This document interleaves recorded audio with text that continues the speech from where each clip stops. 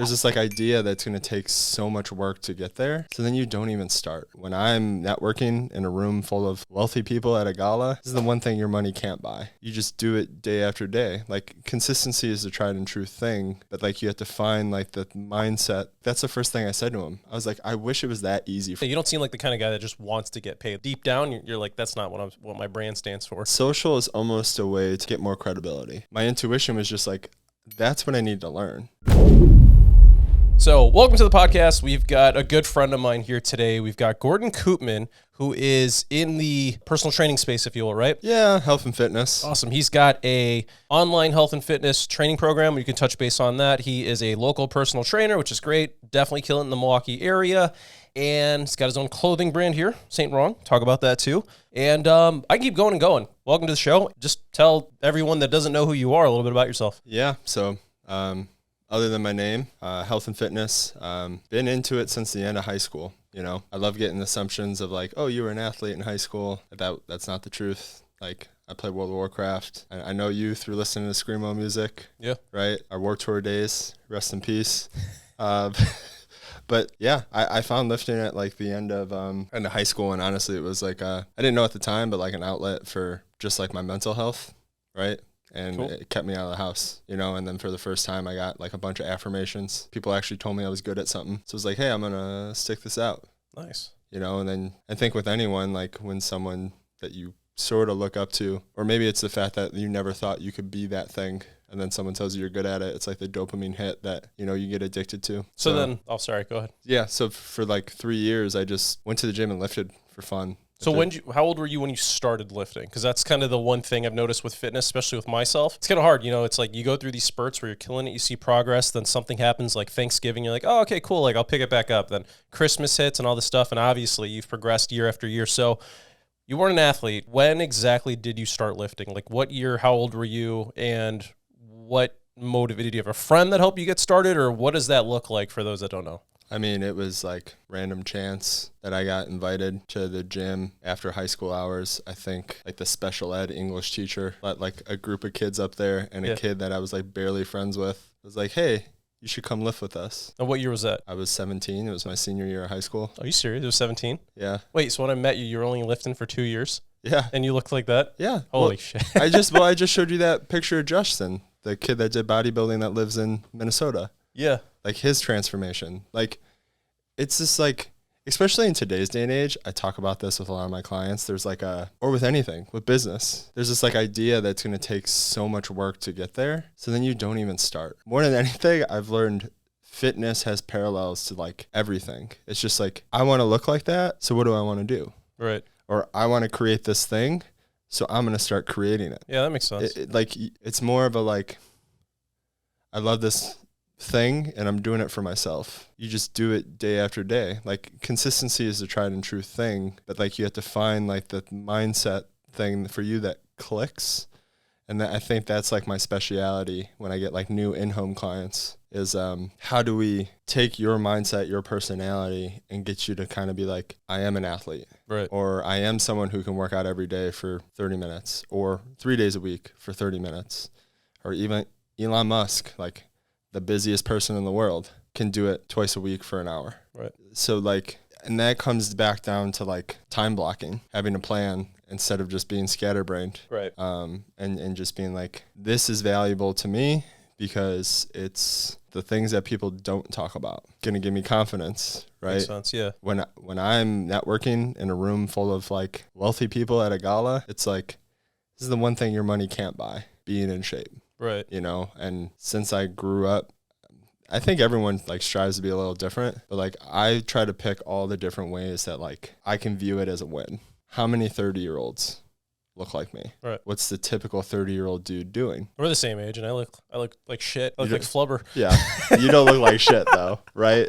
And then like even someone who's like got 50 pounds on you doesn't look like shit. You know, it's the same with like nutrition. Like, there isn't good and bad food. It's just like, how do you manage those thoughts? Right. You know, but for me, it's just like always something I valued, you know, and at 40, I want to look that way. And at 50, I want to look that way because I have clients that are 60, 70, 80, 90. If you go back like 2-3 decades, you see people at that age and it just seemed like their life was over. Well, real quick, before we dive into like the realm of everything, because this whole thing can just get into a deep rabbit hole. Let's rewind a little bit. So business wise, right? You love talking business. So let's start there. For people that don't know anything about, 'cause here's my thing. I feel like personal training is so similar to like any other trade where like it's such a saturated field, but how many people are really good at it, right? So if you don't mind sharing from your first year when you started to where you're at now, what's that look like? Because this is your full-time job. This is straight income for you. So what does that look like, and how far spread are you with your clients if you want to share that? I think I just had the intuition to learn like one of the few like important soft skills of training that I think people don't think of. I've talked at like YMCAs to like people who are getting their certification to kind of tell them like what to like focus on, what's the hard part. And like with this job, like someone who went from like minimum wage, they're like, oh, I'm going to take this test and then I'm going to make $50, $60, $70 an hour, right? And that's the excitement part. But you don't need a certification technically, right? You can just do whatever the hell you want. I mean, do you need it?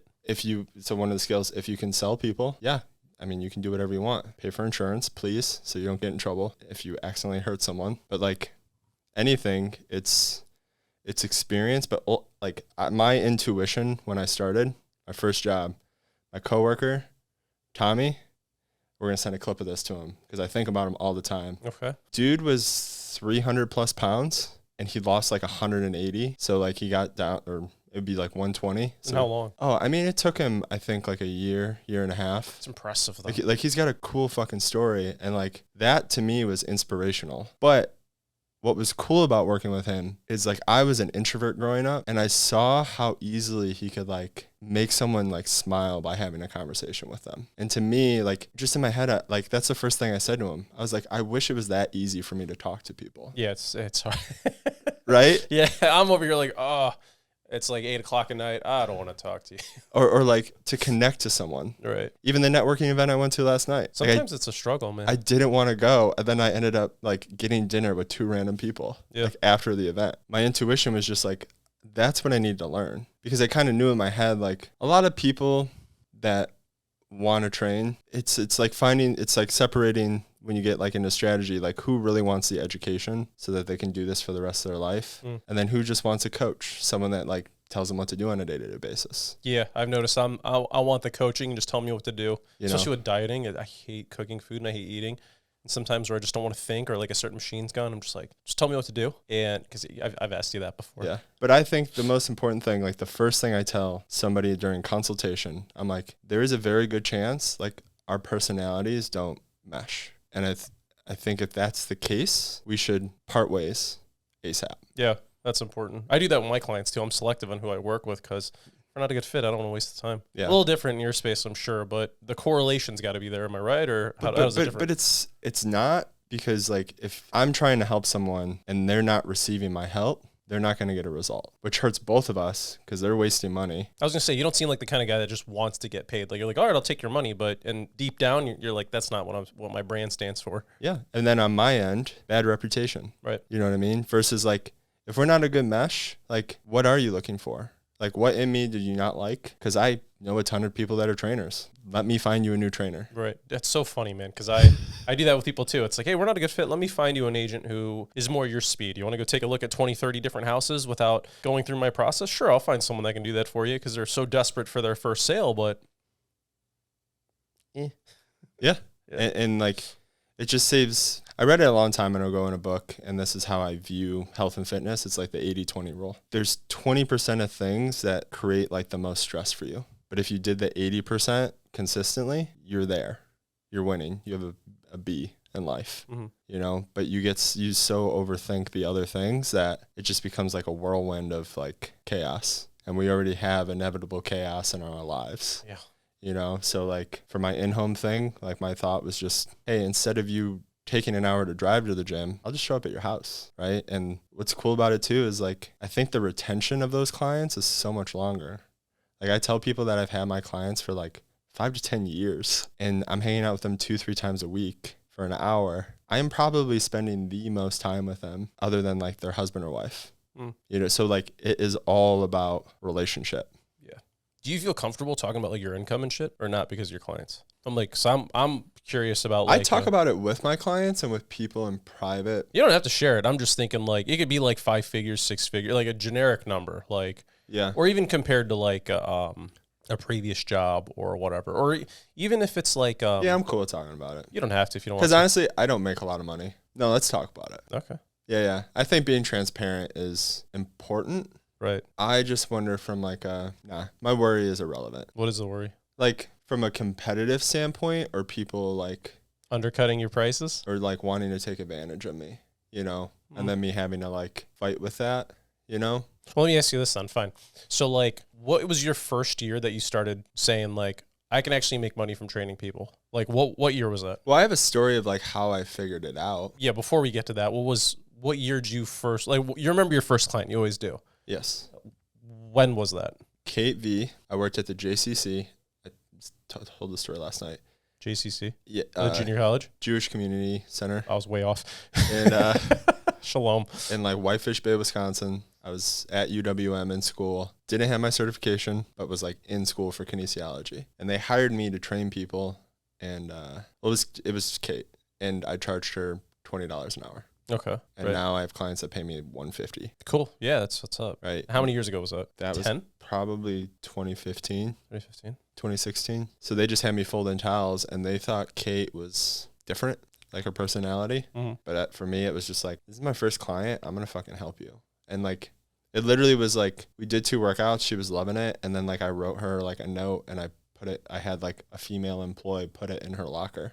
And it was literally like, we got to get this on the podcast because this is a great story. Yeah, share it. I'm listening. I just keep burping from this awesome drink. Sorry. Yeah. So KV, I wrote her a note, and I just remember knowing what her goal was, right? And when anyone sets like a goal, typically with like health and fitness, it's already something that they're kind of insecure about. I have found like more than anything, and that's why like being good at like connecting with people is kind of the most important skill, because whatever you're trying to help them solve, it's like an insecurity. So like I wrote her a handwritten note, folded it up, put it in her locker, and it was like, Kate, I promise you, we're going to hit this goal. Mind you, I'm like a sophomore in college, don't have a certificate. And that's why I say like anyone can help anyone, because like the biggest part of the job is accountability. Right. That's like everything. At the JCC, they just had me folding towels. I think the manager at the time told me I wasn't cheerleading enough. Like that's how she saw a personal trainer. And I'm like, I'm not a cheerleader by any means. I'm like do it or you don't, it's your choice. Like here's the knowledge. Yeah.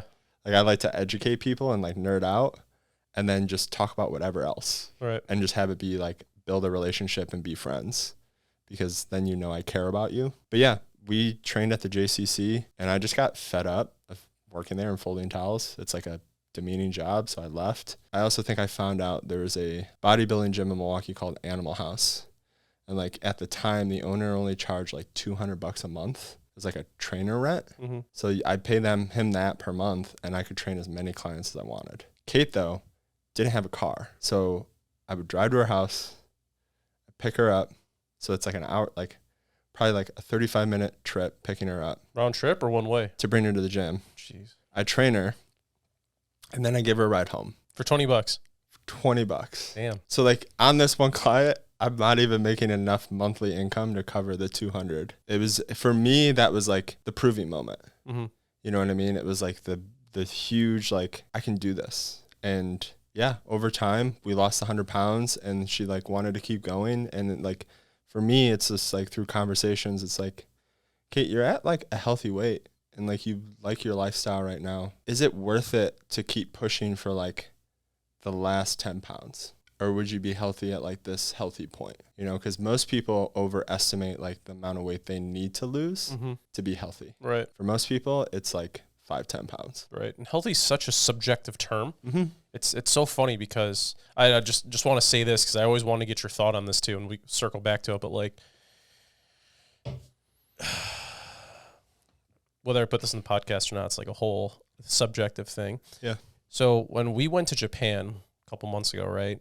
Like, Paige was obsessed with like everything, like Far East beauty, like the products and all this crap, right? And I was telling her, like, just out of timeline's just totally different. Like beauty is such a subjective thing. She goes like, man, like we were watching like a K-pop, like a Korean show on Netflix or something. Like, damn, they're just so harsh. Like they're ripping people apart. And I'm like, well, beauty's such a different standard here. Like, I'm not fat shaming people, but it's like we have this glorified thing where it's like, oh, you're 200 pounds, but you're beautiful. And it's like, you might think that, but someone else might not think that. Like, and I think that's kind of the problem where in like Asia, if you're fat, you're fat. It's unhealthy, right? And it's not, I don't know, like beautiful to be fat in a sense because it's got such a negative connotation around health. You know what I mean? Does that make sense? Like we don't correlate beauty, like something positive beauty with something that's negative, such as being unhealthy. I mean, I can expand on this. Go for it. That's because I want to know what that looks like. Because I was just handed an article in like New York Times for my client, and like Japan has like the longest longevity. Yeah, we eat good food. But that aside, like there is something called like the weight paradox. So like after a certain age, it's actually advantageous to have a little excess body fat. Why? Because if you get sick or have cancer, your body has energy fuel to sustain itself. That makes sense. So like after like, I think it was 65, Google it and correct me.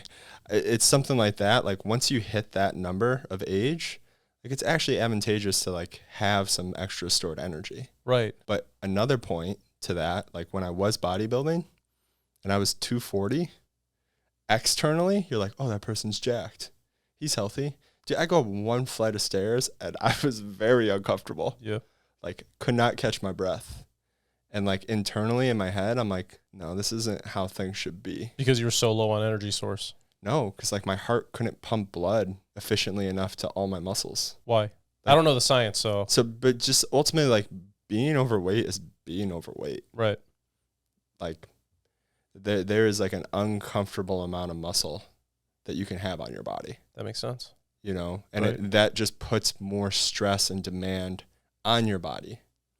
So that's if we're looking at like this all through the frame of like longevity. Because I love bodybuilding and I love athletics, Right. and I think people should be competitive and just like push the throttle, see what they can achieve, you know. But also I think people need to be aware of this so they can make an educated decision. Right. You know, I feel like in a lot of countries like Russia, they're like brainwashing people to do all these things, and like the athlete's health is like the last concern on their mind. Yeah, I can see that. You know, but like I've shifted my whole thing to be more of a longevity based practice. Yeah.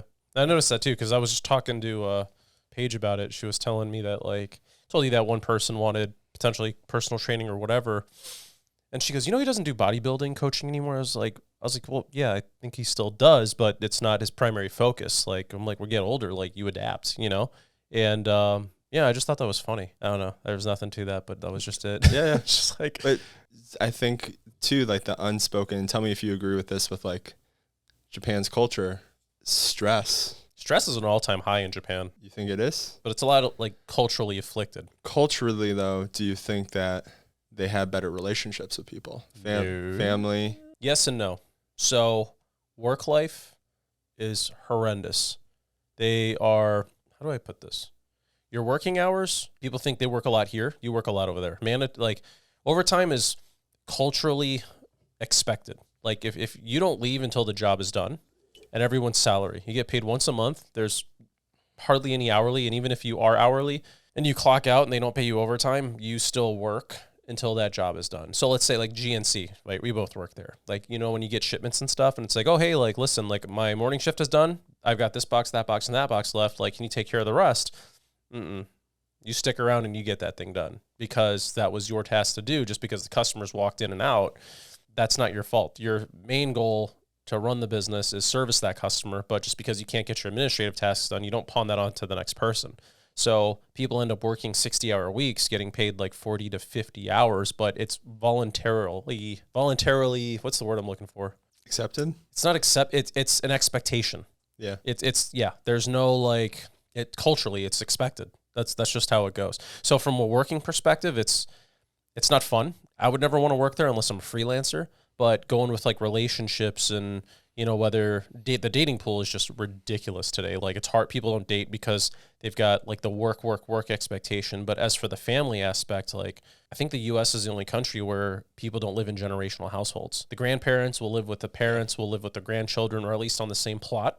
of land, if you will, unless you're like in the apartments in the big cities. But overall, like those relationships are great. So it's just hard to connect because it's just so backwards from the US. So certain parts, yeah, they're way happier. Other parts, not so much. It's harder to make friends in Japan than it is to make friends here. You can't just go up to someone and be like, oh, hey, what's up, dude? Like, nice to meet you. If you're standing at like a red light waiting to cross the street, they don't do that there. You don't talk on trains either. It's you don't talk on trains. You don't talk on buses. You put on headphones, nothing. No phones, silence everything. It's very stick to your shit and don't bother other people kind of a society. It's backwards. Yeah, no, that's interesting. Because like my assumption was that those relationships outside of just like your romantic relationship with like friends and family, like I think that helps a lot of people manage a lot of their stress. You know, when somebody can like truly be comfortable, because a lot of the countries that are in blue zones, What's like a blue zone? blue zone is where like centenarians, there's more centenarians, so people that live to be 100 years or older. Oh god, yeah. You know, with like higher frequency. See, real quick though, like something that like food, right? We're gonna go on a whole different rabbit hole here. We went to Japan for 2 weeks. When I left, I was 232 naked pounds, right? Duh, not kilos. I came back, I was 219 naked. I was there for 2 weeks. Now, granted, we walked everywhere. We walked, like my mother lived like 8 miles away from like downtown Tokyo, right? But that's like an hour train ride, and we're walking everywhere. We're doing all this stuff. So yeah, I'm burning more calories than I would here, but at the same time, the food was just much cleaner. But it's the little habits. Like I'm so non-flexible, whatever the term is that we would eat dinner like on the floor on like a table this high, and then just we're more active. Like you're sitting in more flexible, like Indian style doesn't work, you know, cross-legged and stuff. So you do this day after day, like versus like my American side of the family, right? They sit on couches and they struggle just getting out of the couch, like, you know, but my grandma's just getting up, springing like a pogo stick at age 90, like just getting up because they're full range of motion and food and they walk everywhere. You know what I mean? Like, it's just, I think that's the biggest thing. Like Curtis's grandfather, dude, that guy still moves and he's like 90 plus. My uncle's 80 and he still snowboards down the mountain like Shaun White, but he's not just sitting. He's active. You know what I mean? So I think like Asian cultures, like the everyday tasks are more demanding on the body versus just sitting in your lazy boy watching TV and just, does that make sense? Oh, it makes perfect. This is what I literally tell all my clients. Like if I got white jeans. Yeah. If they, genetics. You're wearing khakis, bro. Those aren't white. No, I got white genetics. So it's not the genetics. Like everything can be manipulated, but for me, like I get lower back pain when I'm sitting in my car driving a bunch, right? And if you like break all that down, it's because your body adapts to the positions you're in most. Yep. So your grandma, who can spring up from the floor, spends a lot of time on the floor. Right. Right. I see that. It makes sense. Somebody who sits bent like this, like if you go really deep, like neuromuscularly, like your brain and your nerves talk to your muscles and they accommodate for that position. Right. To be locked into that position. My hip flexors are turned on right now. Mine are tight just from sitting in my car or the computer desk all the time. Yeah. Right. And like they're like 2 stretches that I would have everyone do. One's like a couch stretch. And you can do it while you're watching TV. Yeah. But like someone just has to be mindful of doing that. Because most people you tell to do that, they're like, oh, that jump stretch isn't going to fix my problem. But yeah, one time. You do it over and over again. Right. Exactly. Or most people that go to physical therapy or like they do it for like the 8 weeks and then they think they're better. It's like you have to keep moving your body to keep it active. Just like you have to keep going to work to keep making money. It's not a mindset of like, I'm going to do this to get to a point. It's a mindset of like, I'm going to learn better habits, implement them into my life in whichever way I can to make sure that I do them more frequently. You know what's funny? Speaking of habits, I got a terrible habit of the car I have now is the first automatic I ever had. So I learned left hand up like Dom Toretto, right hand stick shift. You know what I mean? And I'm always comfortable. I can't drive right-handed. I shake. I got to drive left-handed and I'm right-handed. And then on top of that, when I go to bed at night, I always sleep on my right side like this. And then this comes over all the time. So naturally, I feel like the front delt, the pec, everything's all fused together like this. Mm-hmm. And that pec got tight and that shoulder's in internal rotation. Yeah. When I bench, I can't get the scapula retracted back and I don't feel that retracting. And if I try to do an overhead press, that bar is lopsided because my left lat is so damn tight from sleeping like this all the time. So it's a terrible habit. And that's the thing. Like most injuries happen from imbalances from things that we do the most frequently during our day. Well, it's 8 hours a day. Like, Yeah. And then you stretch. Most people rush through their stretching because they're like, this is dumb. I don't want to do it. You know? took me 30 years to learn that. But again, like if you implement it into your routine Right. as a small little time block, then you get it done. So do you recommend stretching first thing when you wake up? Like lazy way out, but if someone wanted to get started, would you do stretching first thing in the morning or right before you go to bed? Is there a perfect time to do it or just fucking do it? I think the perfect answer is stretch when you're going to stretch. Okay. You know, but then examples for ideas would be like, I have a client who's 70 and she'll do stretches while she's brushing her teeth, right? So that 2 minutes she's doing stretches. Right. And she does it every day. That's smart. Right. Or if you're doing an upper body workout, between sets, sit in a leg stretch during your rest. Yeah. Or when you go home and you're watching TV at the end of the day, you sit. Basically, when we were talking about being social earlier, like you expand your circle, and it's kind of like you expand the exploration with the movement of your body. So like when you're at home, you sit on the floor in different hip positions. You can still watch TV. You know what I mean? Yeah. And at first, for most people, sitting in those weird hip positions are probably going to be really uncomfortable. And that's like the big time deterrent, you know? But like when you start anything new, it's uncomfortable. But like you said, like in that one trip, 2 weeks in Japan, like you came back and you were like 15 pounds less. Yeah. You know what's funny too? Like every single time when I work out, I walk on a treadmill, incline 8.5, put the speed to like 2.5. Every treadmill is different, but that was always like my standard 12 minutes, consistent calories burned. That's like my warm up, if you will. Yeah. I felt like I can keep going. Now, not as easily, but yeah, dude, we were walking up and down hills left and right, and it was just cake. I felt like ankle mobility got a lot better ever since I rolled that one in the concert. But yeah, it was crazy, dude. So you got that clothing company, right? Saint Wrong. Do you what happens? Do you like it when people call it Strong or Saint Wrong? What do you prefer? You want to know a little secret? I still don't know. like the branding of it is so weird because I overthink that because I thought of it when I was like 19. I was like sitting in class bored. I think I was playing with like a Livestrong bracelet, and then I was like folding it, and I was like, is ST the abbreviation for Saint? And then like it was just like a weird idea that like popped in my head. So Saint Wrong itself initially was just like a personal philosophy of like lessons. When people see like Saint Wrong spelled out, you know how people are about religion. Some people get like really weirded out and uncomfortable around it. Yeah. And then other people, and you see the word saint and you automatically think, oh, this is like a religious thing. Yeah. You know, but that's not the case. Like a saint is a patient teacher. They're teaching lessons. Is that not what a coach does? Right. You know, so it's like, because teaching lessons ultimately is just like dusting off the mistakes of our past and then regurgitating them in the best way possible. Right. And we can regurgitate them better if we have a better relationship with the person we're helping. Right, exactly. Yeah. You know, so like that's the saint part. Like I want to be virtuous and I want to be better. And wrong is like the humility to admit like we all make mistakes. Like everyone. Like nobody's perfect. So then like I was like, hey, you can kind of like abbreviate both these words. It spells strong. And that's like a very simple fitness related word. Right. Yeah. Your handles are strong, right? No. Well, there's a gap in between it, if I remember. No. So my handle now on almost everything is Saint Wrong because I think through communicating more in podcasts, like people will get the branding. Gotcha. Yeah. Right. So, I mean, I've heard things too, like what was Google before it was Google? Yeah. No one knew what the fuck Google meant. What's a Google? It's a made up word. Or like this. Like first form. Right. Well, what was Nike? What was that? Like Adidas.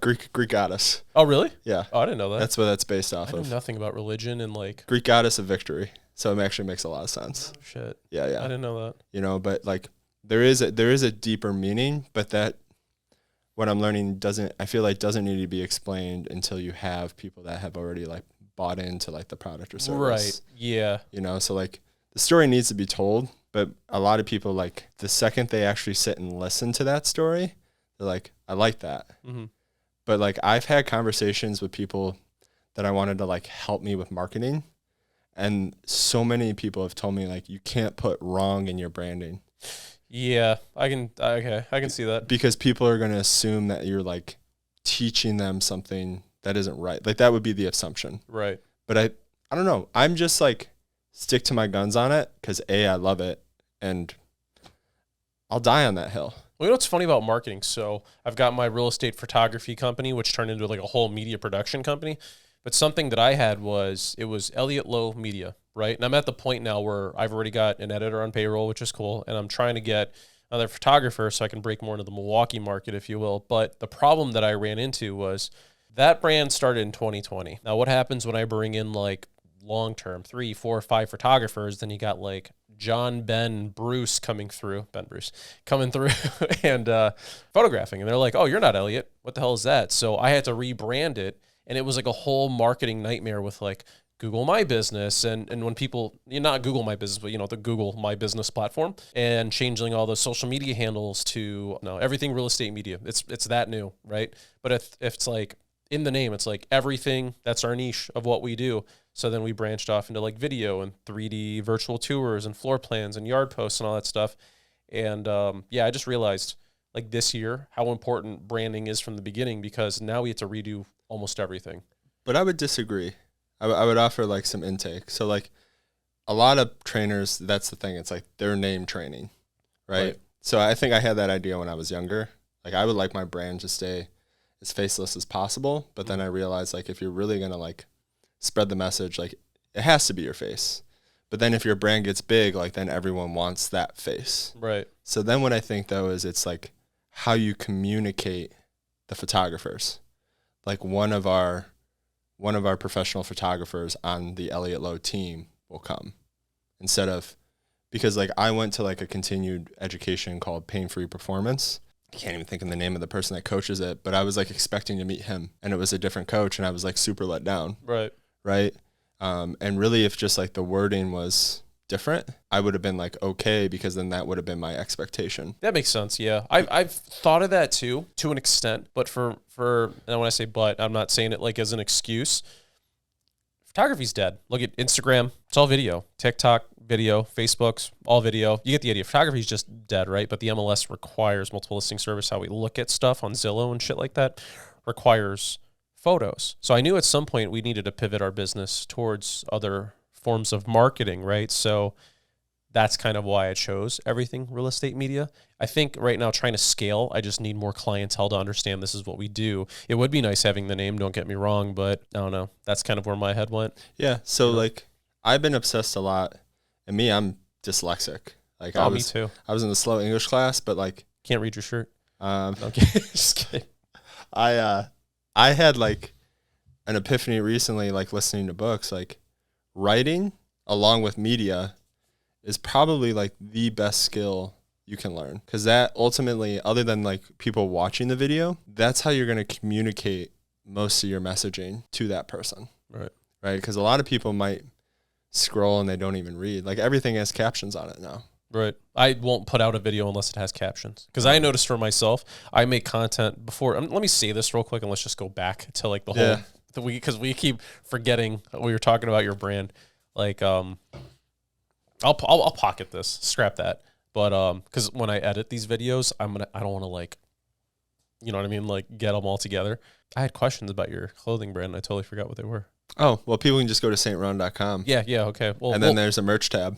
Okay, we'll plug it in the description on when I put it on YouTube and stuff. But no, one thing I like about your clothing is do you see every single time when obviously you do, right? Like whenever someone purchases something, like you go through. No, you don't see any of it. You just see the income. Right now, my merch is an afterthought. Because being like a one-man show, really what I'm trying to learn currently is like cold hot leads, sales process, writing scripts, lead generation, marketing. Like, how do you grow the image of it? Mm-hmm. But then you want me to also like managing counting on my own, manage a merch brand on my own. Like it's possible. Right. But right now, like all the merch is like drop shipping. Okay. So like, but you see when like, let's say because I've supported your brand for years. I know you've given me some free shit. Thank you very much. But like, if I ordered like 4 t-shirts, the order came, right? Or you just like, you have No. you don't get an email or anything like that? No. So like with the merch on that website, is it We can cut it if you want. Yeah. Dude, their shirts are so comfortable, bro. Yeah. Well, they upgraded like their products too. Like these T-shirts are like the T-shirts I would print on with another company. Nice. And they don't, when you wash them, they don't peel. Yeah. They've had cheaper T-shirts in the past where it's like, this would all be gone. This would just be a gray sweatshirt. Yeah. But they're so comfy. Yeah. Super comfy. For me, it's a choice of, I don't have the capital to like keep inventory on hand. Yeah. So someone can just order it. I'll make $5 on a T-shirt and maybe $10 on a hoodie. But I don't see like the profit or money I made until I decide I want to do like a new line or a new design. I see. Because then I'll like design all the stuff and then I'll be like, hey, is there any money in here? And it'll be like, oh, cool. There's, $82 in here, or there's $120 in here. So it's just an afterthought. Like, as long as you don't go negative, it's just brand awareness. That's all it is brand awareness. Nice, I like that. Yeah. Like the merch is, for now, brand awareness. Like, obviously, if I was large enough, like, it'd be something where I would love to provide shirts to people. And now that we're just talking about it, maybe from here on out, like, when I get a new client, I'll just buy a T-shirt for them. You ever consider, like, in your packages, like, free T-shirt, free shaker, like, brand awareness, whatever? Yeah. This is all going to dive into social media, real fast here. But again, it's like, it's all messaging, right? Yeah. I mean, I told you the story about me wearing, it wasn't this one, it was that beige one that I like.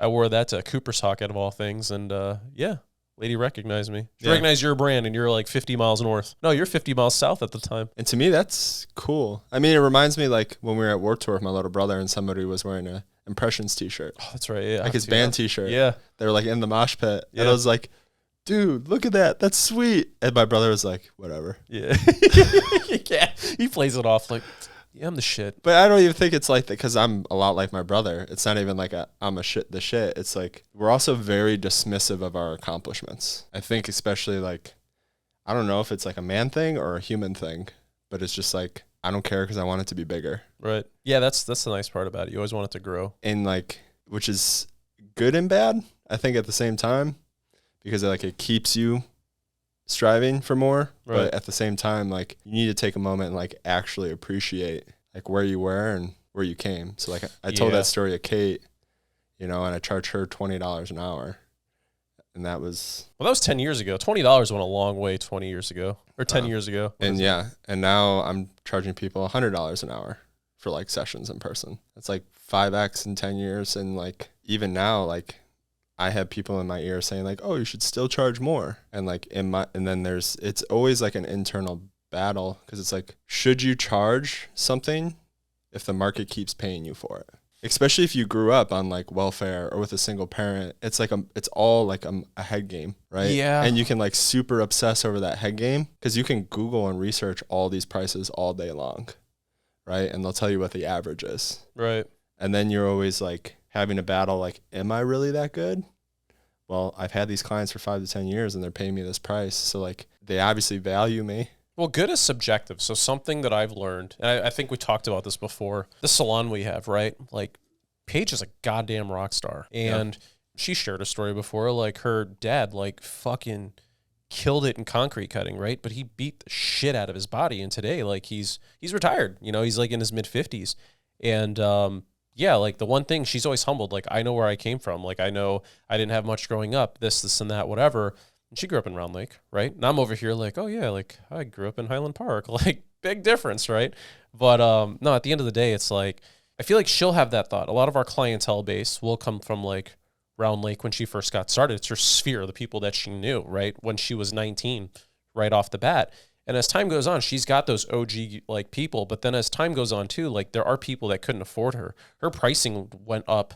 Like she was that good. The way the pricing system works in the salon, like I don't have to get into all the details, but promotion after promotion after promotion, people did get pushed to the side because she got promoted. But at the same time, I feel like with industry like your own, if you're just personal training or you're just doing hair and you don't have a way of scaling it, you're bottlenecked based off how long it takes to perform a certain service and how much time you had at the end of the day, right? So you keep raising your pricing until you're like hypothetically like 80% of the way, if that makes any sense. Mm-hmm. And yes, some people will leave. So let's just say, for example, you lose 20% of your clientele, well, and you're maxed out at 100, you're still making the same amount of money because people do see the value that you have. Because if you're maxed out, you're not charging enough. And at some point, it's just going to keep going up and up and up and up. And there are going to be other people that will pay top dollar for shit. Like, at the end of the day, like, some people might find this arrogant, and this is kind of getting off topic here. I drive that 2013 Honda Accord. I love that car, man. It's nice coupe, spacious, starting to get a little, worn down, but like, it's got scratches. I just broke the bottom of the seat. I'll show you later. Like, there's this thing flapping right by my feet. Yeah. But if I'm going to buy a car, like, I'm going to buy a nice car. My wife's got that Mercedes SUV. I love that car, man. You feel like you're flying on a pillow, and when I'm riding shotgun, I could watch Netflix on my phone all day and never get sick.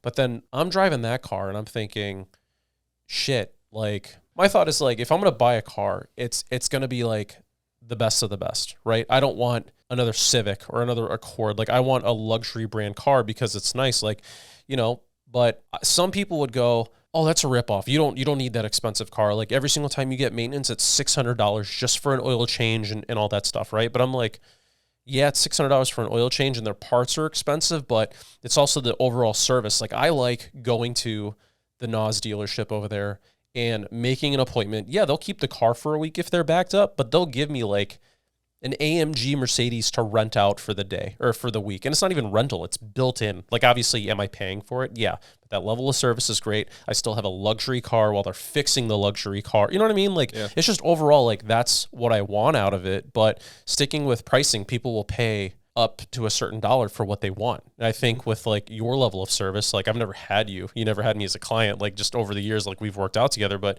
just based off the knowledge that I see, like, some people are willing to pay for that, and there's absolutely nothing wrong with that. Mm-hmm. So I think that's the most important part. Like, keep going until... I mean, I recently just raised my prices. Oh, really? Yeah. So, like, and it was those thoughts. Like, I'm going to lose a ton of clients, but, like, you can't think about, like, gaining or losing, or, like, people hate me. Like, you do really have to, like, step outside yourself and be like, this is my business, right? Raising the price. Right. And there were two things for me, and then I'll tell you what, like, actually happened that, like, made me, like, stick it out. But the first was, like, yeah, all this drive time, like, there are just, like, so many things on the end that I just didn't realize that should be, like, roped into the price. And I think at the time I was working, like, we'll say, like, 32 hours a week, most of them hour sessions, few 30-minute sessions. I raised my prices. One client decreased from twice a week to once a week, and I raised my price $20 an hour. So what's the percentage? Like, so, but yeah, just to, like, expand it out. Like, right. I don't know if you want to tell pricing on camera. That's why I'm asking. We could speak in but just adding that $20 an hour, 30 hours a week, that's $600 a week. We'll times that by, it's 2,000. Yeah. You can do the math. No, for sure. Yeah. Right? Like, no, it makes sense.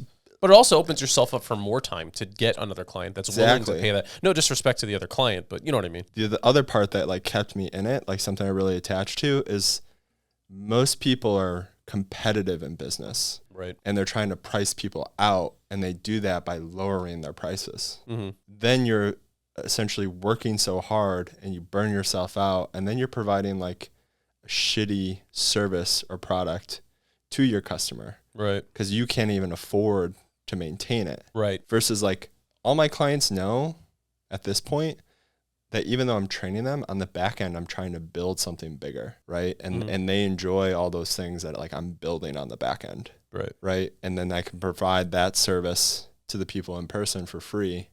And then obviously, like, online, they're paying for just the online and not, like, access to the trainer in person. Social media. We talked nothing about social media. All right. Like, for me, what I would want to know, especially, like, learning from, like, other people and other businesses, because, like, I think I mentioned this already, but, like, I've really taken social media seriously when I saw these, like, freaking 18 to, like, 25-year-olds on, like, TikTok and stuff at, like, our salon and stuff. So that's kind of when I started taking it seriously. But I'm curious, like, from your aspects, I know you said it yourself, you're not the most tech savvy without sounding insulting, but it's like you're diving in hard, learning what you can. How did you utilize it before? What'd you learn, and how you plan on utilizing it moving forward? So I think my education and knowledge of it is always evolving. Right. And a lot of things I'm hearing is, like, entertainment, impact, and educate should kind of be at the core of it. But being just, like, more strategic with it to, like, target, because, like, a lot of people, I feel like, don't even have websites. Like, I just built a new website, and, like, nothing's formatted for desktop. Like, it's all formatted for phone. Right. So I think people just, like, aren't even building social. Like, social is almost a way to like get more credibility. Like if you're going to date someone, you're like, oh, they're hot, and you creep on their profile, you know, like I think the same is true for a business. Okay. You know, and like people are going to look at your social and be like, oh, this person is answering all the questions I have, or they seem to know what they're talking about. That coupled with like your reputation. But I think I recently have been posting pretty consistently, but just decided like there was no strategy to it. So you kind of always have to like kind of split test, like see what works, what does better, what does worse, kind of go from there. But I think having a strategy of like who's going to use your service or who do you specifically want to like focus on. Right. You need to have like a giant engagement, right? But any engagement is like somebody was interested in that, you know, and you basically have a recorded 12 people like this post. Let's just say it was just 12. Nothing is stopping you from like sending those people like a genuine DM. Yeah. Especially like my profile. I have like the same 20 people always in my DMs, right? And social media, very much like Instagram, for example, or all of them, they're very much just like mindless scrolling. And who are they? Are they like friends or clients or both or just strangers? Like, not really strangers, right? They're all really close friends that have like supported me for a long time. At the moment, I think on social, like your key audience. So I think what I'm going to start doing, I haven't done this yet, is like with those 12 people, just send them a DM, private message. Like obviously they know me, but if it's an account that doesn't know me, send them like a video message like, hey, I'm Gordon. I'm the CEO of St. Ron Training. This would probably be scripted, but like I've been having issues of thinking of content. Like, is there any questions that you would have about health and fitness or something that you've struggled with? And like, if I'm going to make content anyway, and I make content specifically for that person, they're gonna be like, oh, this person like went out of their way to like answer my question. right. So is that the plan moving forward, or is that what you did before? Because you said you were just posting and there was no That's kind of intent. That's one of my strategies. I would say that I just don't know because I don't track if I've directly gotten clients from social media. It's powerful. But like, It's huge. I have. Like I did a photo shoot to get content for like website and posting, and I dragged a bunch of my clients out to be in the photo shoot. And I thought that would be like an inconvenience to them, but I paid for it and they really love having really good pictures of them. Yeah. So then I repost those pictures and just tag them in them, and then they automatically share them on their pages. And then it was just like that moment. One of my clients, one of her employees reached out to me and was like, I want to train. Right. And then it was just, and then that turned into two because I was like, oh, have your friend come and train with you for free so she can see what it's kind of about. Oh, that's smart. Yeah. Kind of like a free sesh. Well, technically the other person's still paying for it. Because they're comfortable because it's their friend. Right. You know, or if they don't want to feel awkward, I'm like, you guys can split the session. So I'm still getting paid my rate, but they're sharing it. You know, right? Because like referrals, I think in any service are huge. Oh, hell yeah. And that's like a way to generate a referral from a friend or family member instead of like from me. Right. And then like firsthand, they get to see like what it is, and I can make them comfortable and I can answer their questions. And then that turned into 2 clients, right? And then that turned into meeting a photographer that can help me shoot stuff up in Milwaukee, you know? So are all 3 of them from social media? Or is it just the initial one? And the rest were like me working prospects and, you know, asking questions, just having my head in the right space. But you have to go out there, I think, and actually, what I'm learning, like create the business, you know? So like those 20 people, just like ask them questions, figure out their problems, have good content kind of pre-made to help answer their questions so you can kind of save on your time a little, but build those relationships and kind of have like a CRM or Excel sheet of like, if they were interested or not interested, what kind of content they need, if it's not the right time for them. Cause there's always like the right time is always now, but if somebody says they need like a month, just make a note and a reminder, check back with them in a month. So like moving forward, I want to like build this Excel sheet of leads that I can continue to just like time block an hour of my week where I just like reach out to these people. Let's follow up and prospect. Yeah. Yeah. Because I think a lot of people are even just scared to ask. Oh yeah, 100%. You know, Yeah, and I was like that for a long time too. I learned when we like worked at GNC, Jim Case, who like managed that, he just told me I felt slimy in sales. A lot of people do. And a lot of people get that perceived notion, that stigma, Yes, that they're just trying to sell you something. but like he changed my perspective. He's like, if somebody's walking in the door of like a supplement store, They want the supplement. they want something. Right. So ask questions to figure out what their problem is. And it's like the same for everything. Like a good salesman isn't trying to make money. They're trying to solve your problem. Right. And it's funny because I remember back in like AT&T days, man, we were called sales consultants, and there was just that shit stigma of, hey, you know, they're sales consultants. So, and they're always trying to get us to push like iPads when they first came out, or like they had this home security system, or when they bought out digital, or what's that called? DirecTV. It was like, we always had to sell them shit, and we always had like quotas, you know what I mean? But then they changed their names to, I think they were like mobile experts or something, and then that took off, and then T-Mobile did the same thing, and Sprint did the same thing. So it makes sense. Like, Yeah. you just change what it's called, and it's all perspective. But And then in my service, like I said earlier, like I'm usually trying to help somebody with something that they're like already insecure about. right, yeah, And I'm a stranger. yeah. So like a relationship is built over time. Well, which the social media helps, because I've noticed like you put your face behind the camera more with some of the stuff that I see, right? You do your exercises and things, and that's the kind of content that you build. So then people get familiar with your voice, they get familiar with your face. So then next thing you know, it's like they've already built that credibility. Like they think they already know you, even though you never met them in person before. And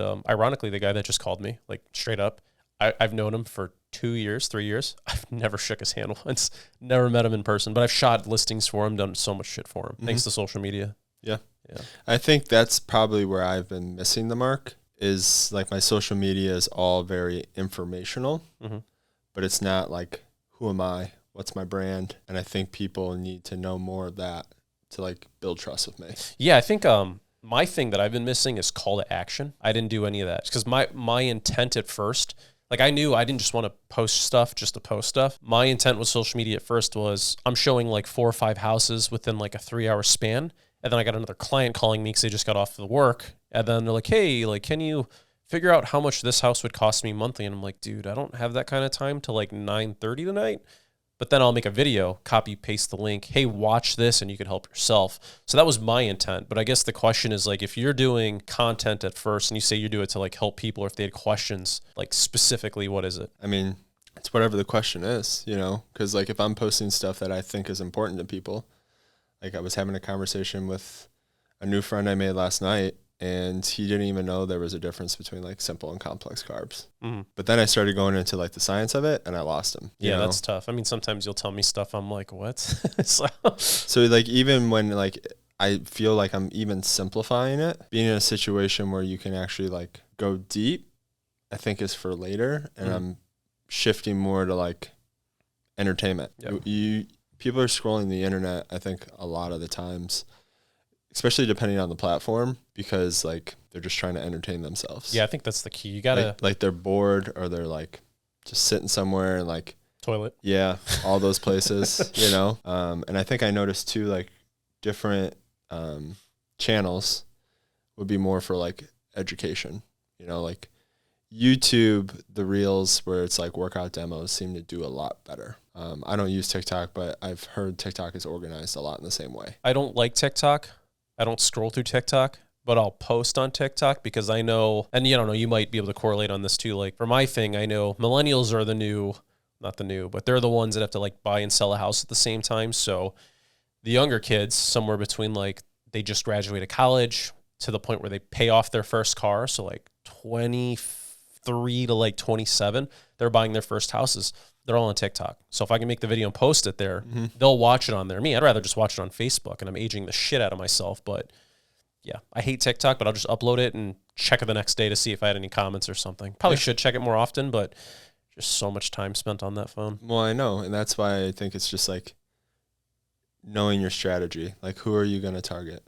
It's going to be like 20-year-olds, 30-year-olds, 40-year-olds. Do you really want to help 20-year-olds? Yes. Do 18-year-olds usually have their own money?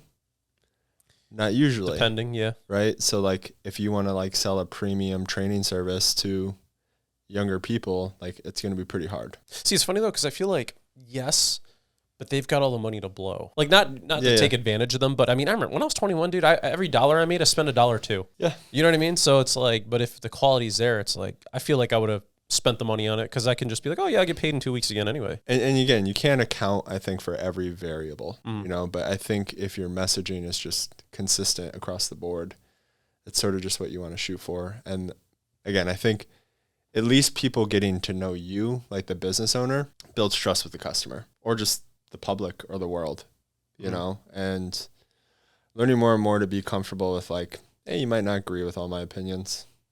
That's okay. Because it's going to build a stronger like relationship with the people that do have your back. You know, like I was always against, like, I always felt like a lot of people had those strategies. And it was so like choreographed. And I'm like, man, that person's like just pretending. I see it. But they have like a huge following. But then like I had an epiphany. I'm like, no, they had their strategy and they can still be themselves implementing that strategy. Yeah. You know, like I can have my target market that I want to focus on, but still be myself helping that market. Because I think a lot of people are just so broad, especially in like small business, because they just want every customer, every sale, every dollar. Right. They don't focus on exactly what they want and perfect that. Yeah, that's kind of the biggest problem I see. Something that I always preach, you know, is like with social media, like I have to have some sort of intent. So like something I've been telling some of the ladies at the salon and stuff like that, I'm like, don't just post a post. Like you do all your dancing and stuff at a salon. It doesn't make any sense. Like for me, I see real estate agents that are like pointing to the most random crap with captions. And I'm like, you spend all that time like making a video and you're just pointing at random shit. You really think people are going to go, wow, I need to work with that person and write the biggest check of my life to someone that just does this. And if it works, it works. You know what I mean? But like my intent was to educate people through the platform. But now it's like, I want to do the call to action moving forward. So you're going to see some of my reels moving forward. It's going to tell people at the end, like, hey, send me a DM if you're looking for this, if you're looking for that, tying it with the video and stuff like that. I guess overall, like you have your business, you've got your personal training brand, and you're definitely branching out to like online training. Is that the proper word for it? Yeah. Yeah. So like, what's the goal moving forward? Like what does it look like this year, next year, next 5 years? Like where can people find you? You know, what do you really want to focus on and yet not forget like what brought you there, and what does that look like as a whole? Yeah, I think like, so general word would be like gen pop, but like general population, I think a lot of people just don't have the mindset that like they can be active, or they overthink like health. I would really love for the internet to have like more clear messaging on like what healthy is, because everyone's like perspective of that is different. Like as a general baseline, really smart people with PhDs post really simple lists of what to do, but nobody implements it. Right. Figuring out how to implement that, like you just need to reach out to a fitness professional if you don't know how to implement it. That's what actually gets the result. Knowledge is great, and knowing the best way to do something is great, but if we're climbing the same mountain and your path is straight and mine's zigzagged, I can still get up the mountain faster than you. You know, there might be more distractions on your straight path. That's just a metaphor. I know people hate metaphors sometimes, but like there isn't one way to do it. And like, that's what people need to understand. If it's really going to stress you out and kill your happiness to lose 30 pounds, but you can manage losing 20, lose 20. Like a lot of people like are all or none. Yeah. And it's just like, maybe instead of the mindset of all or none, it's just like, how can I be better? And that's it. Like you just get a little better every day, and you look back a decade and you're like, cool, I've come pretty far. Yeah. This is dope. You know, like, and I'm more guilty than anyone of that. You know, like I won bodybuilding shows and was like upset at myself. Thinking we never talked about that. Thinking I could do better. Yeah. I fucking won. Why am I upset? Right? I like never celebrated any of that. I was just like, no, I got to get back to work, because like the mindset was just like focus on getting better. If someone's on a diet when they're working with me and then one day they like want to get dinner with their spouse, I'm like, yes, please do that. Because they think of like that one day ruining all their progress, but like stretch it out to 365 days, stretch it out to 5 years. Like we still have to enjoy life. Right.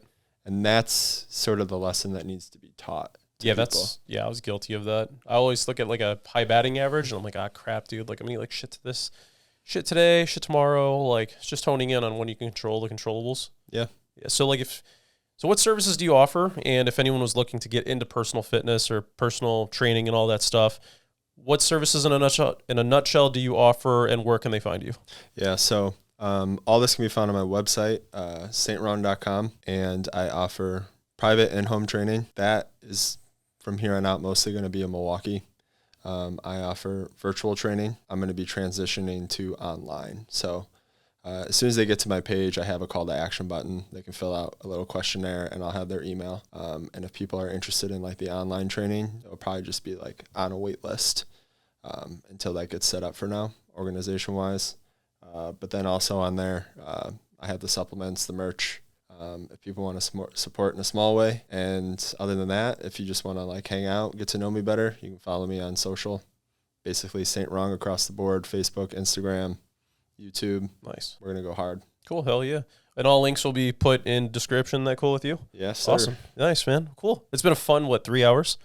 4 almost. 4 hours? Yeah, cool. Awesome. Well, yeah, man, thanks for coming through, and we'll do it again. Yeah. Stay strong, guys.